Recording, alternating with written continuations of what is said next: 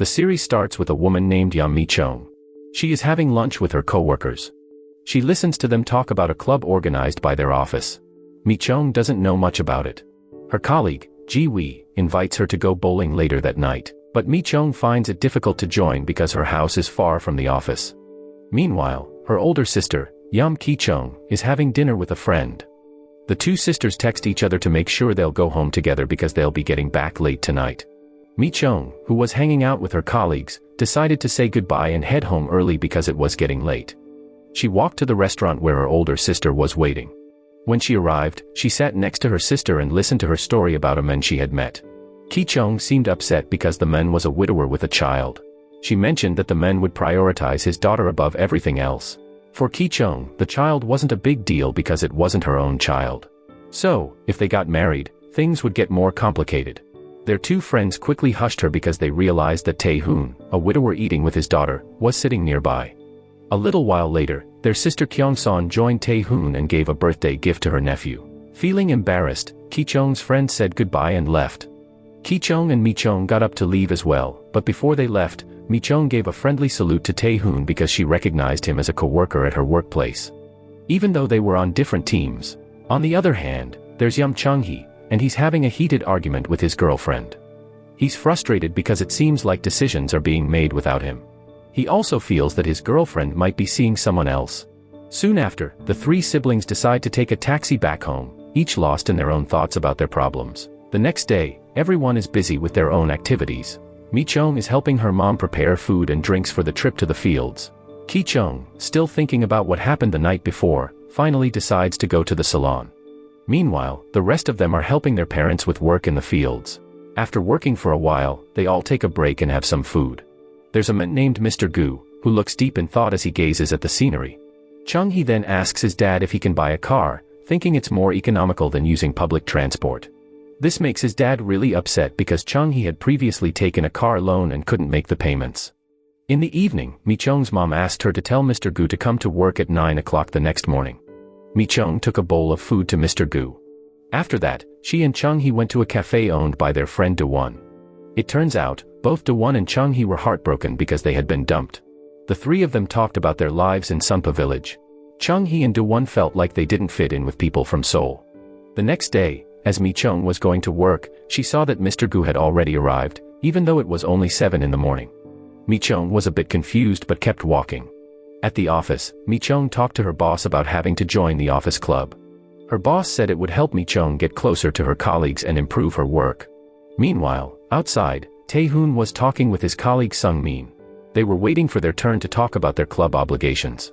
After Mi Chong finished her discussion, Tae-hoon went in to talk to the boss. He said he couldn't join any clubs because he needed to take care of his daughter. Mi Chong gave a document to Jun-ho. After that, she checked her phone and saw a message in the group chat about her team going somewhere. Mi Chong replied that she couldn't join them because her house was far away. From a distance, she heard Jun-ho correcting a mistake in her document. This made her cry when she read his note asking her to proofread the document. The next day, Mi Chong overheard her teammates talking. They said she was pretty but lacked charm. This made her think that no matter where she's from, people might not like her. She started to wonder about her true self. Chung-hee was at a shop and got invited to eat by the owner. The owner said that if Chung-hee got married in the future, he wouldn't forget to invite him. A bank officer informed Mi Chong that her credit card bill was due soon. She was really confused because she didn't know that Ki Chong had taken out a large loan without telling her. Mi Chong decided to contact Ki Chong, but she didn't get a response. In the evening, Ki Chong went home without feeling guilty. Later, a man named Suk-young-hoon arrived with a drink. They were all gathering at Mi Chong's house for a camping event, and they started talking about their problems. Mi Chong mostly stayed quiet and listened. The next day, Mi Chong went to see Mr. Gu at his home. She asked him about a bank bill that had arrived in the mail. She also asked Mr. Gu to keep the letter a secret from their family. Mr. Gu had been the one to get the letter when the mailman arrived, and there were 2 identical letters from Mi Chong, which confused the mailman. Mr. Gu took the letter, read it, and then put it in a cupboard before leaving. While he was at the mini-market, Mr. Gu saw Mi Chong walking by. He followed her and told her about the letter. Mi Chong's mother, who was outside at the time, noticed this and asked Mi Chong about Mr. Gu's unusual behavior. Mi Chong said she had asked Mr. Gu to return a bowl that had been used for his food. Meanwhile, at the office, Ki-chong received advice from a colleague to move to a new house. Mi-chong brought some food to Mr. Gu. While there, she took the letter from him and read it. After reading it, Mi-chong folded it and asked if she could leave it there because she didn't feel safe keeping it at home. It was also revealed that the person who borrowed money from the bank was not Ki-chong but a male friend from Mi-chong's past. The next day at the office, there was a group meal, and everyone was assigned to a table. Mi-chong was surprised to be seated with Tae-hoon and Sung-min, who also didn't want to join office clubs. After eating, Mi-chong ended up in the same elevator as Tae-hoon. She apologized on behalf of Ki-chong for the incident a few days ago. In another room, Ki-chong felt left out as she watched a colleague chat with Miss Lee about a lottery they got from Park Jin-yu. Ki-chong was the only one who didn't get a lottery. She confided in a coworker about feeling left out and wanting someone to listen to her stories and complaints about life.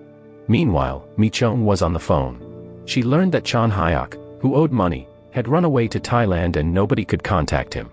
Chon Hyuk planned to meet his ex, Shin Young, in Thailand. Mi-chong felt confused because she had to pay off debts from other people. As Mi-chong walked home, she saw her parents rushing to Mr. Gu. She followed them and found Mr. Gu with a nosebleed. Her father took him to the hospital. During dinner, Mi-chong's mother shared what happened.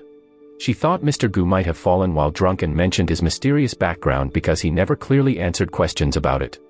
The next day, Mi-chong gave new documents to Junho, but there were still many errors. Young Ki told Mi-chong about a new club for people who like to be alone. Hearing this, Mi-chong burst into tears, expressing how tired she was of her life. She felt that no matter how hard she worked, nothing would change, and nobody would like her. When she got home, Mi-chong approached a drunk Mr. Gu and asked why he drank every day. He replied that he felt like there was nothing else to do. Mi-chong suggested he could worship or pray to fill his empty heart, especially with winter coming, so he could experience a full life even just once. Mr. Gu told Mi-chong to go home and didn't want to grant her request. He found it strange that she admired him without knowing his true name and background. Mr. Gu was a foreigner who had moved to their village without revealing his real name. Surprisingly, he decided to look up the meaning of the word puja after Mi-chong's words.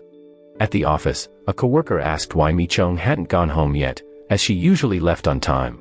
She responded that she didn't want to go home, and her coworker suggested going to a cafe instead. At the cafe, Mi-chong didn't enjoy being with her friends at first.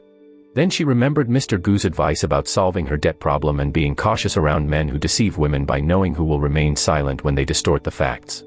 The following day, Mi-chong continued trying to contact Shin Young but got no response. After giving documents to Junho, Mi-chong returned to her seat and read messages on her phone. She became annoyed by insulting messages from her male friend and made a rude comment that offended Junho. He approached Mi-chong and asked about it. She explained that the words were not directed at him but at the message she was reading. At the convenience store, Ki-chong bumped into Jin-yu and started a conversation. She bravely asked Jin-yu why she never won the lottery when all the other employees did. Jin-yu realized that Ki-chong had never won a lottery from him before. He apologized and took her to a cafe to make it up to her. At the cafe, Ki-chong shared her feelings of always being rejected by men. She asked Jin-yu why no man seemed to like her, even though she tried her best to impress them. Jin-yu suggested that it might not be that men didn't like her, but perhaps she just hadn't found the right man yet. He thought Ki-chong might be better matched with someone who is more masculine and focused on their own life. During lunchtime, Mi-chong, Tae-hoon, and Sung-min received a call from their boss to discuss which club they should join. While they were thinking about how to avoid the call, Mi-chong came up with the idea of starting a club just for the three of them called the Liberation Club. Tae-hoon and Sung-min agreed to create the club. When Ki-chong got home, she asked Chung-hee why she always felt like she was being dumped, even though it was actually Chung-hee who had broken up with her. Ki-chong believed any woman would want to break up with a selfish boyfriend like him. Annoyed, Chung-hee went to see Mr. Gu and invited him to hang out, hoping they could become friends. However, Mr. Gu remained silent, and Chung-hee left. The following day, Mi-chong headed to the office. While walking, she passed by Mr. Gu, causing her to stop and turn to him. Mi-chong suggested that they should greet each other when they meet from now on. After they finished eating, Mi-chong's mother complimented Mr. Gu, saying her husband was impressed with his work skills. She mentioned that it was the first time her husband had praised someone other than Mi-chong. Mi-chong's mother also recalled how, when Mi-chong was younger, she used to help her father with various tasks, both in the fields and in the warehouse. Shortly after, Ki-chong and Chung-hee entered the house while arguing. Inside, Ki-chong picked up a slipper and threw it at Chung-hee, but it accidentally hit Mi-chong in the head. Mi-chong stayed silent, calmly picked up the slipper and tossed it outside. In the evening, Chung-hee met with Mr. Gu to talk. Chung-hee mentioned that Mi-chung rarely got angry but could be intimidating when she was upset. He advised Mr. Gu to be cautious when dealing with Mi-chung. One of Mi-chung's friends called over some colleagues and displayed the Liberation Club and its members on her computer, making everyone laugh. They asked Mi-chung about the club, but Mi-chung felt confused because she hadn't yet come up with a plan. She explained that she wanted to break free from an invisible but confining cage in her life. Meanwhile, a customer scolded Mi-chung's father because a cupboard was too expensive and asked him to take it apart. Helpless, her father left with Mr. Gu driving the car. However, Mr. Gu suddenly returned to the customer's house. There, Mr. Gu asked the customer for payment. It's unclear what Mr. Gu did or said, but the customer eventually agreed to pay. Mr. Gu then returned and immediately handed the money to Mi-chung's mother. During dinner, the mother was curious about how Mr. Gu had managed to get the customer to pay, but her husband remained silent. Meanwhile, Mr. Gu, on his way to buy drinks, suddenly recalled his past. The next day, Jin-yu offered a lottery ticket to Ki-chung as a way to apologize. Ki-chung initially refused because she thought the lottery prize was too large, but Jin-yu insisted, and she accepted the ticket. A sudden rainstorm with lightning frightened other employees, but Mi-chung, Tae-hoon, and Sung-min remained calm. Mi-chung even mentioned that she felt comfortable in such conditions. Afterward, they gathered at a cafe for their first Liberation Club meeting. They sat side by side without facing each other because they believed it would make them feel more comfortable. During the meeting, they discussed various topics, especially the idea of freedom. Meanwhile, Mi-chung, who was enjoying the rain, noticed Mr. Gu drinking alcohol while looking at the heavy rain. Suddenly, a lightning strike caused a power outage. Mi-chung became concerned about Mr. Gu and rushed to him, urging him to go inside the house. However, Mr. Gu remained silent and ignored Mi-chung's words, so she took his hand and led him into the house. The following day, while they were out in the field picking vegetables, Mi-chung and the others faced strong winds that blew her hat away. Chung-hee told Mi-chung to fetch it herself, but surprisingly, Mr. Gu stood up and offered to retrieve it. He ran quickly and jumped to grab the hat.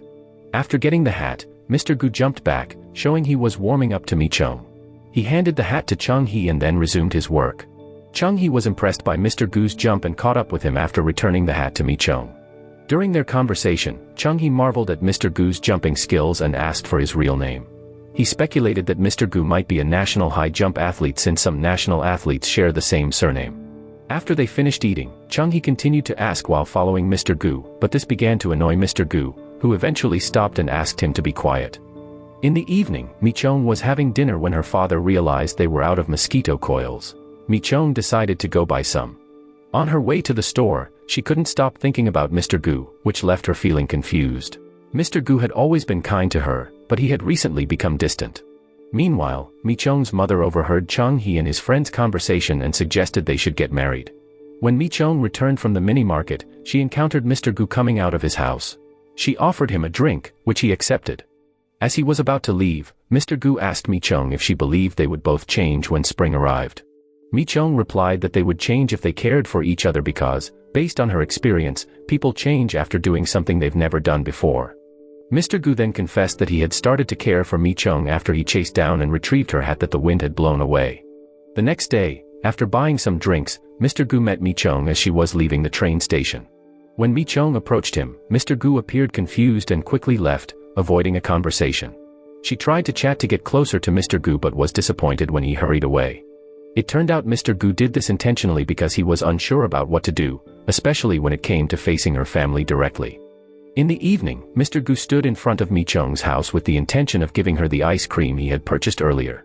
However, lacking the courage, he decided to go back home and place the ice cream in the refrigerator. The next day, Mr. Gu received his salary and thanked Mi-chung's father. He stood silently near the warehouse, contemplating the view. Eventually, Mr. Gu gathered the courage to ask Mi-chung's father for Mi-chung's phone number. When Mi-chung returned home from work, she was surprised to receive a message from Mr. Gu, informing her that he had received his salary that day. When Mr. Gu returned home, he asked Mi-chung why she hadn't found someone she really liked, despite having a complete family. Mi-chung explained that there were aspects of her parents and her two siblings that she didn't like. She felt sorry for her father, who never seemed happy, and her mother, who appeared unhappy because of her children. Because of this, they would hide big problems from their mother. Shortly after, Ki-chung got off the bus and was surprised to see them talking, and they all went home together. After finishing work, Chung-hee went to Mr. Gu to offer him a drink, but he didn't respond. Chung-hee decided to enter Mr. Gu's unlocked house and place the drinks he bought in the refrigerator. Suddenly, Chung-hee noticed a green light in one room and was shocked to find many empty bottles lined up on the floor. In the evening, Mr. Gu was having a drink when Mi-chung approached him, and they had a conversation.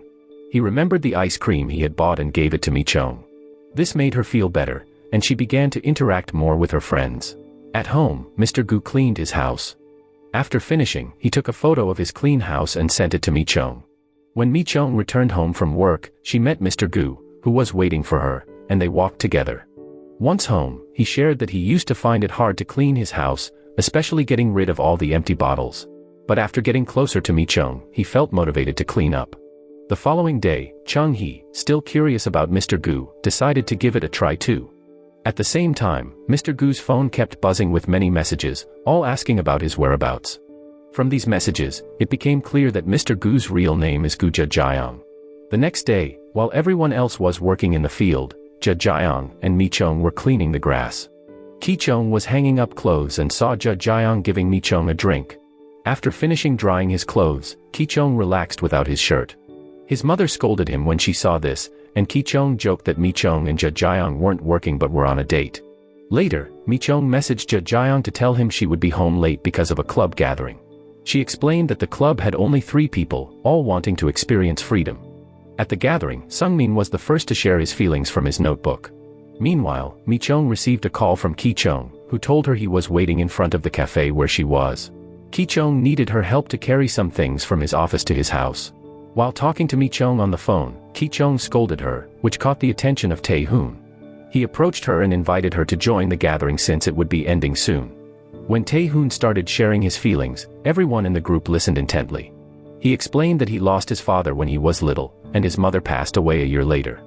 After their funerals, Tae-hoon faced bullying from friends who gossiped about him with another friend who couldn't defend himself. Strangely, Tae-hoon chose to endure this mistreatment because he felt weakened by the loss of both parents. That's why he is determined never to leave his child, even though he's divorced, as he knows what it's like to lose a parent.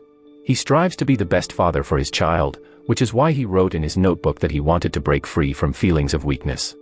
On the way home, Ki-chung asked Mi-chung for Tae-hoon's number because he wanted to confront Tae-hoon's former friends who had hurt him. Ki-chung got Tae-hoon's number and contacted him, expressing his intention to teach those friends a lesson. To Ki-chung's surprise, Tae-hoon said he had become friends with them again, leaving Ki-chung astonished.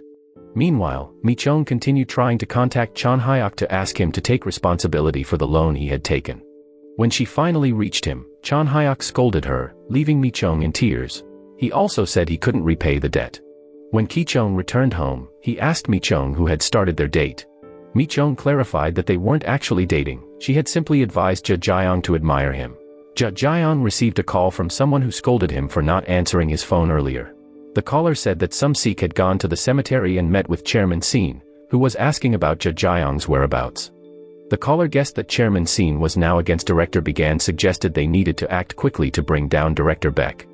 The following day, Mi-chung took care of her friend's debt by canceling her future home deposit to keep her family from finding out about her financial trouble. After finishing at the bank, she saw Jjaeong waiting for her outside, and they walked together. Soon after, Jjaeong asked if Mi-chung had paid off all her debts. Mi-chung said she had taken care of everything and that her friend would repay her later. This response frustrated Jjaeong, and he asked for Mi-chung's friend's name and phone number, but she declined, leading him to believe that Mi-chung still had feelings for her friend. When they arrived at their destination, Jjaeong asked Mi-chung to wait while he prepared noodles. During this time, she expressed her frustration because she felt Jjaeong didn't support her decision. She suggested that he should just admire her so that she could gather the courage to say what she wanted to her friend. Afterward, Jjaeong served the noodles and encouraged Mi-chung to eat. She sat next to him and asked him to fetch some water. While getting water for her, Jjaeong admitted that Mi-chung would be surprised if she knew who he really was. He confessed that he was quite intimidating, and even though he wasn't afraid when someone tried to harm him, he felt anxious when facing Mi-chung, making him frustrated because he seemed foolish and always looked forward to her presence. During dinner, Ki-chung, who was curious about Jjaeong and Mi-chung's relationship, asked if they really liked each other. Jjaeong simply nodded in response. On the other hand, Chung-hee, realizing that Ki-chung might not understand what mutual admiration meant, asked Jjaeong to clarify. Meanwhile, in the office, Mi-chong was revising her report. Later, she went to the cafe with her laptop, imagining having someone sitting beside her. Soon after, Jjae-young arrived, ordered a drink, and sat in the chair next to Mi-chong, fulfilling her imagination. While Jjae-young was refueling her vehicle, she was spotted by some Sikh. He immediately reported this to his boss and pointed out the truck driven by Jjae-young. However, the boss didn't believe it, as he found it unlikely that Jjae-young could drive a truck. Later, when Mi-chong was in the office, she met Junho to give him his report. Junho asked her to leave it on the table. After she left, Junho teased her, saying that the ability to choose colors is something you're born with, not something you can learn. But when the boss needed to pick a color for a card design, they chose the one Mi-chong had suggested. Meanwhile, Jjae-young was waiting for Mi-chong at the train station. While waiting, he went to the convenience store to buy some snacks and drinks. When Mi-chong got off the train and rushed towards the exit, she didn't see Jjae-young there. She walked alone and almost bumped into Jjae-young, who had just come out of the convenience store. After that, they left together. While working, Jjae-young received a message from someone he had talked to earlier. He went outside and called the person back. The person said that some Sikh had seen Jjae-young while he was getting gas and that some Sikh was planning to find him. The person also warned Jjae-young to go after Director Beg before Director Beg went after him. Jjae-young replied that he would do it soon but couldn't right now because he was very busy. Then, he turned off his phone and went back to work.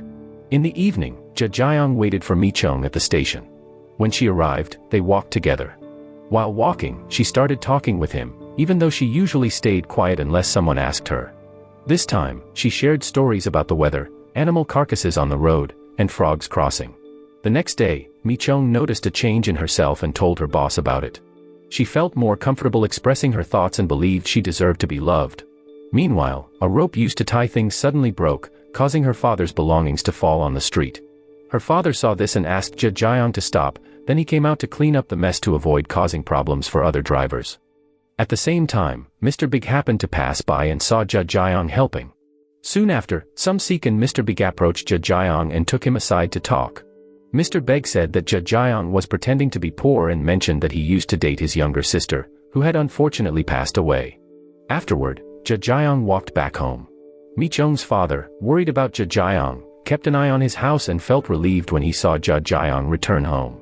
When Mi-chong arrived at Jjae-young's house, she prepared some snacks for him and told him to take a break because he seemed really tired. When she got back home, her mother asked why Mi-chong always went to Jjae-young's house after work. Mi-chong innocently said they were now dating. Hearing that, her mother and Ki-chong were shocked. The next morning, Jjae-young helped Mi-chong's father with his work, like he always did. Mi-chong's father once thought that debt collectors took Jjae-young because he had been a guarantee for a bank loan before. But he was still thankful because all the debts were paid off. Thanks to Mi-chong's father's advice and hard work, Jjae-young was motivated to work for a better life. After hearing this, Jjae-young stayed quiet and asked if he could buy a new rope. While Mi-chong was at Jjae-young's house, she asked him why he didn't drink today. Before he could answer, his phone rang. Mi-chong saw this and told Jjae-young to answer it, but he refused.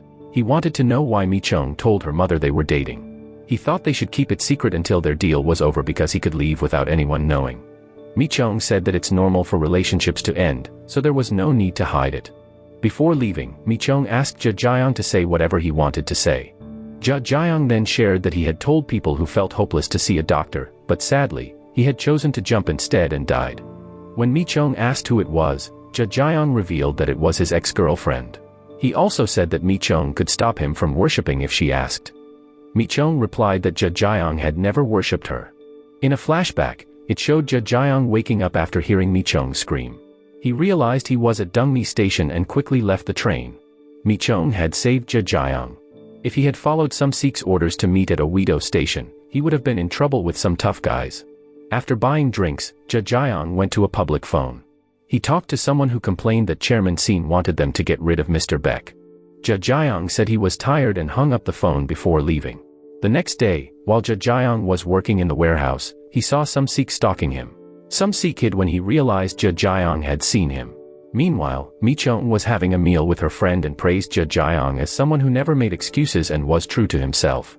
After eating, Mi-chong went to Chung-hee's office because he wanted to give Jjae-young a new alcohol product through her. When she arrived at Jjae-young's house, she gave him the alcohol from Chung-hee. Jjae-young poured it into a glass and drank it. Mi-chong wondered why Jdrama didn't say anything to her. With a smile, Jdrama said it was the first time he heard a woman say something like that, and he found it interesting. This annoyed her, and she commented that Jdrama would rather get his arm bitten by a dog than make the woman he likes comfortable. She also felt that Jdrama always looked down on her because she couldn't repay her debt. After that, Mi-chong left, and Jdrama laughed when he saw her go. In the morning, Jdrama parked his car in front of a club and went inside. Everyone there respected him as he walked in. He went to see Mr. Beg in his room. When he arrived, Mr. Beg asked why he was visiting. Jdrama said he couldn't sleep because he was annoyed that Mr. Beg misunderstood him.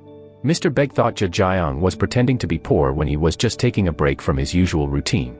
Jdrama also felt betrayed by Mr. Beg in business.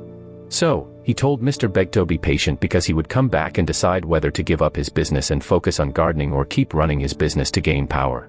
Jdrama warned Mr. Beg not to bother him until he returned. As he left, Jdrama called Sumseek and shouted at him. He told Sumseek to place an order with Sampo Apple Waste. Sumseek, worried about Jdrama's misunderstanding, explained that he hadn't sent the message for Jdrama to go to Owedo Station, it was Mr. Begwo did.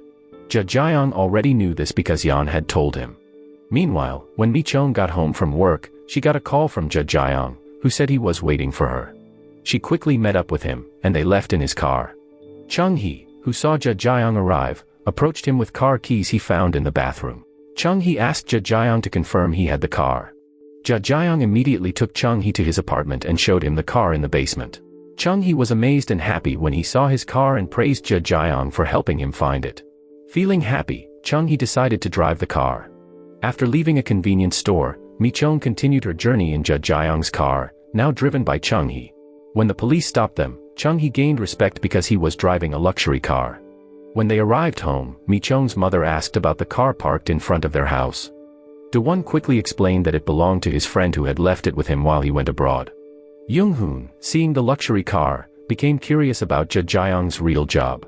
The next day at the office, Mi-chong, who was delivering her report, received a comment from Jun-ho about her clothing. Jun-ho made a remark to embarrass Mi-chong, saying it had been a while since he saw a woman wearing trousers that were too long, which was affecting his vision. Mi-chong stayed silent. In the elevator, Jun-ho asked Mi-chong about the Liberation Club she started. Mi-chong explained that the club was about wanting to break free from annoying people, and Jun-ho fell silent. Later, while having a drink with Jdrama, Mi-chong opened up about her worries. She said Jun-ho had a good position in the office but was insignificant outside of work. The office had offered employees a chance to resign because they were reducing staff. However, the people expected to stay ended up leaving because they got job offers elsewhere, while those expected to leave stayed because no one wanted to hire them.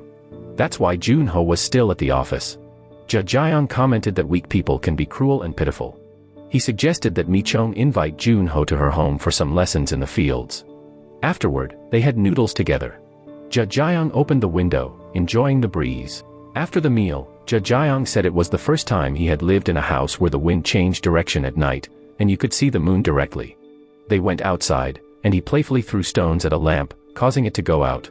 While admiring the view, Jdrama noticed Mi-chong was cold. He hugged her, rubbed her back, and they shared a kiss. In the evening, Jdrama woke up to a noise outside. He saw two suspicious people looking at Mi-chong's father's pickup truck and putting something on it. In the morning, Jdrama found a tracking device under his car. Curious, he decided to see if it worked by driving to different places. While doing this, he noticed a car coming and hid, waiting for it. When the car arrived, Jdrama quickly went up to it and broke a window. He grabbed the person inside and told them to call Mr. Beck. It turned out they were sent by their leader, Shin. Jdrama was then asked to meet leader Shin. After some time with no news, Chairman Shin thought Mr. Beck might have hurt Jdrama. He felt relieved when he learned Jdrama was alive. Soon after, Shin told Jdrama to return after his break because they needed a strong person in a high position to avoid looking weak. Shin thought Mr. Beg had that position now and wanted to prevent others from underestimating him. But for now, Jdrama chose to stay in Sunpa village. Next, Mi-chong and Jdrama sat together by the river. He jokingly said he would worship Mi-chong, and they both smiled. Meanwhile, Jdrama's friend, Yan, was seen at Mi-chong's father's shop. He looked inside, and Mi-chong's mother asked what he was looking for. Yan said he was looking for Jdrama because they were friends. She invited him inside. Later, Yan was drinking and looking at family photos. Soon, Jdrama and Mi-chung's father arrived. They shook hands and sat down for a meal together. Yeon told Mi-chung's father how impressed he was with Jdrama, but her father stayed silent. Then, Yeon asked Jdrama to come back soon because people who depended on him were struggling. When Yeon asked about Jdrama's girlfriend, Jdrama couldn't answer and just looked away. At work, Ji-hui told Mi-chung that a new member joined the Liberation Club, and it was Young-ki. Young-ki said she wanted to join after doing club activities but only had the courage to join now. Later, Jun-ho told his co-workers about a design contest at the office. He encouraged Ji-hui and Soo-jin to do their best but seemed to ignore Mi-chung. Bo-rum noticed this and encouraged Mi-chung to win first place so she wouldn't feel bad. When his father was at the store buying tools, his father saw Chung-hee driving a car. When he got home, his father asked Chung-hee whose car he was driving. Chung-hee said it was his friend's. But his father didn't believe him and kept asking. Chung-hee finally said the car belonged to Jdrama. Hearing this, his father went silent. Then, Chung-hee explained that Jdrama was rich and let him use the car. But his father was not happy and told Chung-hee not to use the car because it wasn't his. This upset Chung-hee, and he argued with his father, even pounding the table. His father said the car was very expensive, worth hundreds of millions of won. Soon after, Jdrama arrived, and things became awkward. The next day, Chung-hee didn't know how to fix the car, and Do-won told him to be honest with Jdrama. Do-won thought Jdrama probably had insurance. Even though he was nervous, Chung-hee found the courage to tell Jdrama the truth. But when Jdrama came to check the car, Chung-hee ran away, afraid Jdrama might chase him. Chung-hee ran to Dongmi Station and quickly got on a train. Surprisingly, Jdrama also got on the same train. But Jdrama wasn't chasing him, he was going to Seoul to meet Yeon. In Seoul, Jdrama told Yeon about a man who always lied and annoyed him. Jdrama also thought this man had left his business. To his surprise, the man, who was selling drugs to clubgoers, was Mr. Beck. Yeon then told their leader, Shin, that Jdrama would be coming back. The next day, the police came to the club to arrest Mr. Beck, but he escaped. Knowing Jdrama was behind it, Mr. Beck contacted him and asked him to wait. While walking with Mi-chung, Jdrama said he was going to Seoul. When she asked why, he didn't answer. In the evening, Mi-chung cried in her room and went to Jdrama's house. She found him packing drink bottles. Mi-chung suggested they call each other and meet once or twice a month. But Jdrama told her to stay in Seoul and live a normal life. He said a normal life means having the same desires as others and being happy like other women. Mi-chung agreed. The next day, Mi-chung's father, knowing Jdrama was leaving, told him to come back if he wanted to work again. Meanwhile, Mr. Beck was running from the police. He reached a dead end and tried to jump over a road divider but got impaled by construction iron. He lay injured, coughing up blood, and eventually died. Mi-chung was sad and tried to call Jdrama, but his phone number didn't work. At the funeral home, Jdrama seemed happy about Mr. Beck's death because he couldn't believe he had died like that. A year passed, and they were busy with their own lives but still remembered each other. One day, Jdrama stood in front of Mi-chung's house, wanting to see her. But her mother came out, surprising him. She was now married to Mi-chung's father because Mi-chung's mother had died while resting in her room. Her father explained that his wife was cooking rice, and when Chung-hee saw it was burning, he tried to wake her but found she had already died. Panicked, Chung-hee ran to tell his father about his mother's death, leaving his sandals behind.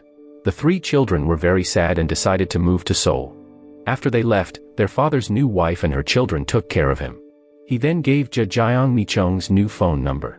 After this, Jdrama called Mi-chung and they arranged to meet. When they saw each other again after a long time, they felt a bit awkward. Mi-chung smiled and commented on Jdrama's long hair, and he replied that he thought he looked more handsome with this hairstyle. They walked together and continued talking. Mi-chung, who didn't know Jdrama's real name, asked who he really was. Jdrama said his real name was Gu Jdrama. Mi-chung also asked how he got her new phone number.